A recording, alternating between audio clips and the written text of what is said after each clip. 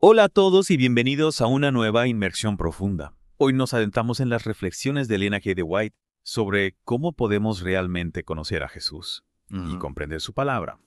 Y para esta inmersión nos vamos a enfocar en sus comentarios sobre el Evangelio de Juan, Ajá, específicamente en el último capítulo. interesante. Es realmente impactante. ¿Cómo podemos pasar de simplemente saber sobre Jesús a realmente conocerlo?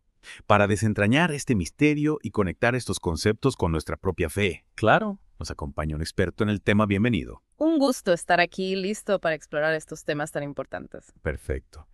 Elena de White comienza su análisis con la escena de Juan 21, donde Jesús se aparece a los discípulos en el mar de Galilea, Sí. después de la resurrección. Ajá. Y es curioso porque los discípulos están pescando como si estuvieran regresando a su vida antes de conocer a Jesús. ¿Qué nos dice esto? Es una imagen muy poderosa. White resalta que incluso después de años con Jesús, de presenciar sus milagros, de escuchar sus enseñanzas, los discípulos no estaban del todo preparados para su muerte y resurrección Claro. y volvieron a lo que conocían, a la pesca. Es Ujú. como si dudaran, como si se preguntaran si todo lo vivido había sido real. Claro, es un momento de crisis de incertidumbre. Y White conecta esto con nuestra propia experiencia, ¿verdad? A veces podemos leer las escrituras, ¿Y? incluso escucharlas predicar, pero no logramos que realmente impacten nuestras vidas. Exactamente. Conocer a Jesús no es solo acumular información sobre Él, Ajá, sino permitir que su palabra transforme nuestra manera de pensar, claro. de sentir, de actuar. White nos desafía a ir más allá del conocimiento superficial Ujú. y buscar una relación profunda y auténtica con Jesús. Y esta búsqueda de una relación auténtica se refleja en el diálogo entre Jesús y Pedro, donde Jesús le pregunta 3 veces, Sí. ¿me amas?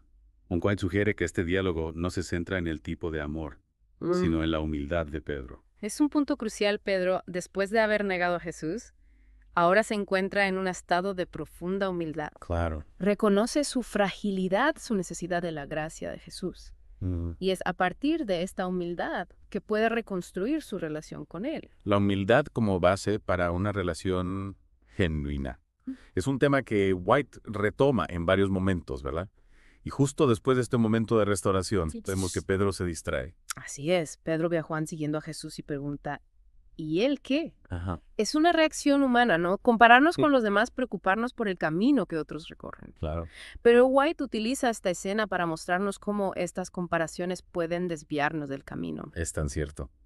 Caemos fácilmente en la trampa de compararnos, de enfocarnos en lo que otros hacen o dejan de hacer. Y al hacerlo perdemos de vista lo esencial, seguir a Jesús. Ujú. White nos recuerda que nuestro enfoque debe estar en nuestra propia relación con Él, Ajá, en nuestro propio camino de discipulado. claro. No se trata de competir, sino de seguir a Jesús con fidelidad y humildad. Y esta idea de seguir a Jesús, de enfocarnos en Él, nos lleva a un tema central en los escritos de White. La diferencia entre la luz y la oscuridad. Exactamente. White nos recuerda que la humanidad por sí misma se encuentra en oscuridad. Ajá, No podemos encontrar el camino hacia Dios sin su ayuda, sin su luz. claro. Necesitamos lo que ella llama una teología desde arriba. Esa frase es intrigante. ¿A qué se refiere White con teología desde arriba? Se refiere a una teología que no se basa en nuestra propia lógica o nuestras propias ideas preconcebidas, Ajá. sino la revelación de Dios. ¿Eh? Es decir, partir de la fe, Ajá. aceptar la autoridad de la Escritura y permitir que ella ilumine nuestro entendimiento. Es dejar que Dios sea Dios, ¿no? Aceptar su palabra como la fuente de verdad, como la luz que ilumina nuestro camino. Y hablando de luz, White utiliza constantemente la imagen de la vid y los pámpanos para ilustrar nuestra relación con Jesús. ¿Por qué esta imagen es tan importante? La imagen de la vid y los pámpanos nos habla de la necesidad de permanecer conectados a Jesús para poder dar fruto. Ajá. No se trata solo de un encuentro inicial, de una decisión puntual, sino de una conexión constante, de una dependencia vital. Es una relación dinámica en constante crecimiento, ¿verdad? No es algo estático, sino un proceso continuo de entrega y de recibir la gracia de Jesús. Pero ¿por qué White pone tanto énfasis en permanecer? No es suficiente aceptar a Jesús como Salvador. Para White, aceptar a Jesús como Salvador es el punto de partida, el inicio de una nueva vida. Pero esta nueva vida se nutre y se fortalece al permanecer en Él, al cultivar una relación íntima constante con Él. Es como una planta. Si no se riega, si no recibe luz, no puede crecer y dar fruto. Es un llamado a la acción, a no conformarnos con una fe superficial, sino a buscar una conexión profunda y transformadora con Jesús. Y para seguir explorando esta idea de la transformación, creo que es un buen momento para hacer una pausa en nuestra inmersión. Me parece perfecto. Dejemos que estas ideas resuenen en nuestros oyentes y continuemos nuestra conversación en la próxima parte, retomando nuestra conversación sobre la necesidad de permanecer en Jesús. Me parece interesante cómo Elena de White utiliza la imagen de la vid y los pámpanos para ilustrar este concepto. Sí, es una imagen muy vívida y creo que nos ayuda a comprender la importancia de esa conexión vital con Jesús. White nos dice que sin Él no podemos dar fruto. ¿Pero qué significa eso en la práctica? ¿Cómo se traduce permanecer en Jesús en nuestro día a día? Por la pregunta, White nos habla de la importancia de la oración, del estudio de la Biblia y de la obediencia a la voluntad de Dios como elementos esenciales para cultivar esa conexión con Jesús. Es decir, no se trata solo de un sentimiento o de una emoción, sino de acciones concretas, de hábitos que nos ayudan a mantenernos cerca de Jesús. Exactamente. La oración, por ejemplo, es ese diálogo constante con Dios, esa comunicación que nos permite compartir nuestras alegrías, nuestras tristezas, nuestras dudas, Ajá. pero también escuchar su voz recibir, su guía y su fortaleza. Es como si la oración fuera ese cable a tierra que nos mantiene conectados a la fuente de energía, a la fuente de vida. Me gusta esa analogía. Y junto con la oración, White nos habla de la importancia del estudio de la Biblia. No se trata solo de leer por leer, sino de meditar en la palabra de Dios, de permitir que ella ilumine nuestro entendimiento y transforme nuestro corazón. Es decir, ir más allá del conocimiento intelectual y buscar una experiencia personal con la palabra de Dios. Así es. Y White nos recuerda que la Biblia no es un libro estático, sino un mensaje vivo que nos habla de manera personal Claro. y relevante en cada etapa de nuestras vidas. Claro, no es lo mismo leer la Biblia cuando somos jóvenes que cuando somos adultos, cuando estamos pasando por momentos de alegría, que cuando enfrentamos dificultades. La palabra de Dios siempre tiene algo nuevo que decirnos dependiendo de nuestras circunstancias. Exactamente. Y para poder comprender la riqueza de la Biblia, para poder escuchar lo que Dios nos quiere decir a través de ella, White nos habla de la importancia de la humildad. Humildad, un tema que ya hemos mencionado y que parece ser clave en la teología de Elena de White. ¿Por qué es tan importante la humildad al acercarnos a la Biblia? Bueno, White nos recuerda que no podemos acercarnos a la Biblia con nuestras propias ideas preconcebidas, con nuestros prejuicios, y esperar comprender su verdadero significado.